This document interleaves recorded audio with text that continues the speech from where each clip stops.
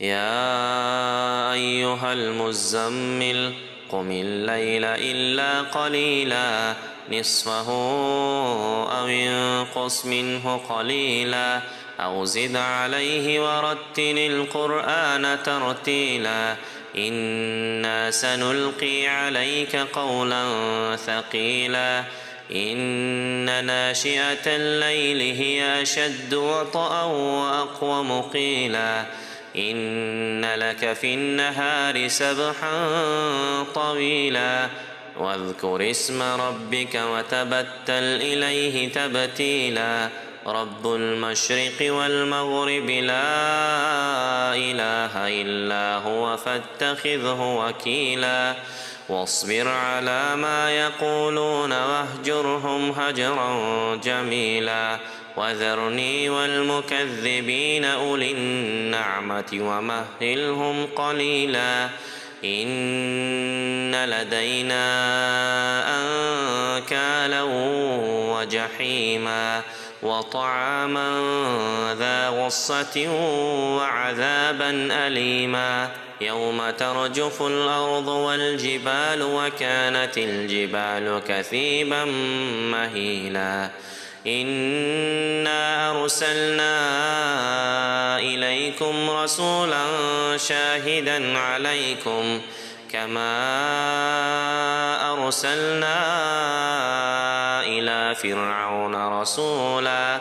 فعصى فرعون الرسول فأخذناه أخذا وبيلا فكيف تتقون إن كفرتم يوما يجعل الولدان شيبا السماء منفطر به كان وعده مفعولا إن هذه تذكرة فمن شاء اتخذ إلى ربه سبيلا إن ربك يعلم أنك تقوم أدنى من ثلثي الليل ونصفه وثلثه وطائفة من الذين معك والله يقدر الليل والنهار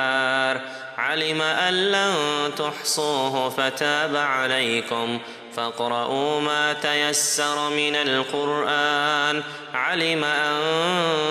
سيكون منكم مرضى وآخرون يضربون في الأرض يبتغون من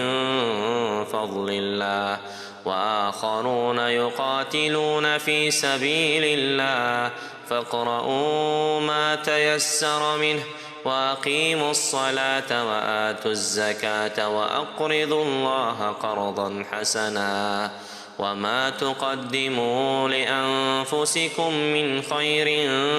تجدوه عند الله وما تقدموا لأنفسكم من خير تجدوه عند الله هو خيرا وأعظم أجرا واستغفروا الله إن الله غفور رحيم